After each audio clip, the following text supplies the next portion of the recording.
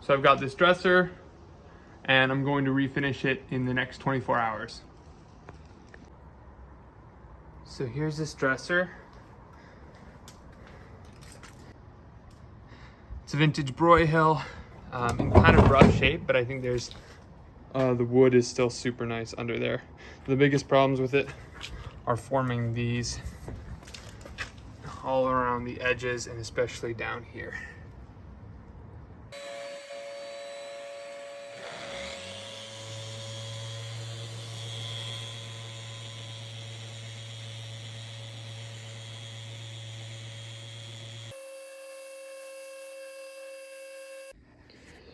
So that first part was good. It took about 15 minutes. Now I have to do all this with the 180 grit and do these little lips. And I think what I'm gonna do is I'm going to put the wood putty in these and try to form that before I sand them. I did a little bit over here already, but for the most part. And they were unique poles. I'm glad this came with all of them because these are extremely hard to replace because they're inlay right there. So I'm going to remove these on each drawer and then sand all the drawers down.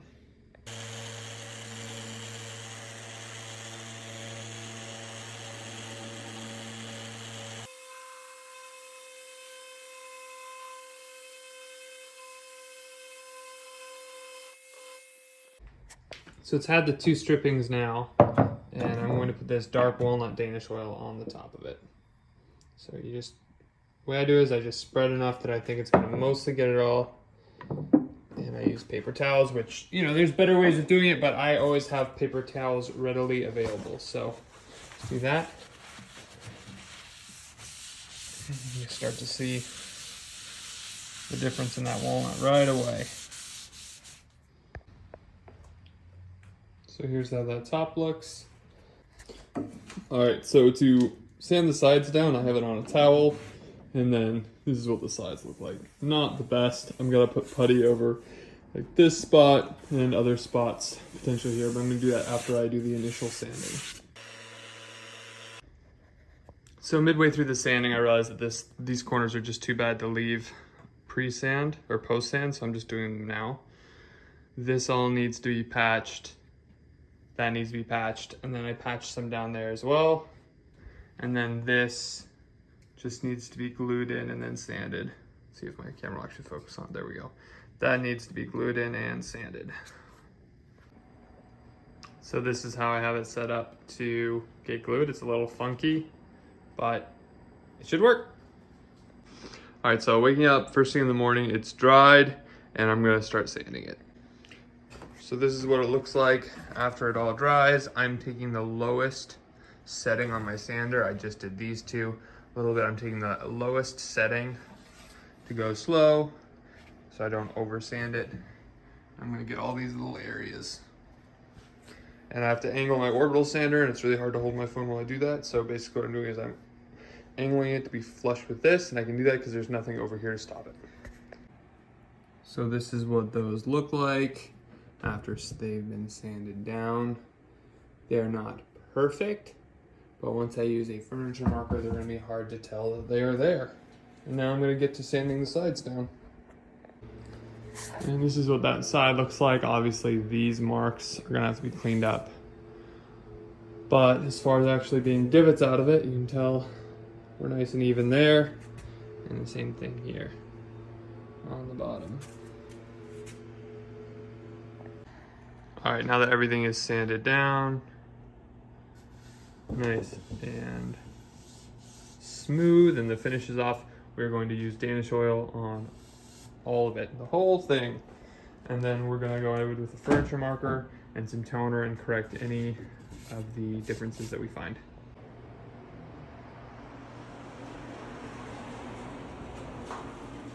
And look how solid that wood looks after that Danish oil is applied. So you can see that's not perfect on the sides there. This is the worst side by far. That's why we have a little bit of toner here. We're actually gonna go with the Ultra Classic Dark Toner for the sides here. We're gonna do that to both sides.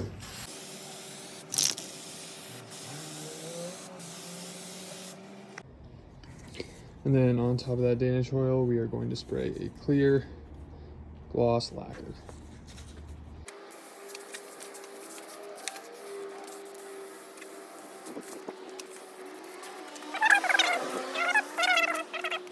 Now we just have to put all of these drawer pulls back in.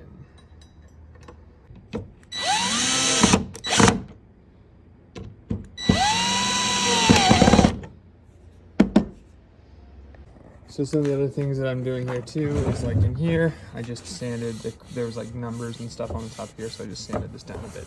The drawers are not perfect, but they are decently clean, and I made sure of that.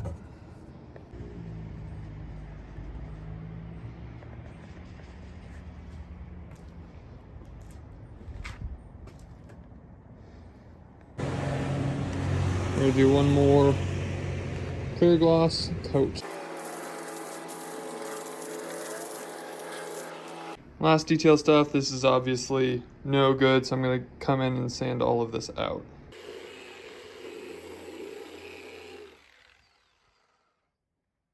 So a quick trick to get that color back into the bottom of these is just a little bit of cutting board oil. Should really make it all even and clean it up. And now it looks like this. All those marks are gone. So here it is. I'm gonna let it dry a touch, and then we're gonna go take some photos of it to sell it.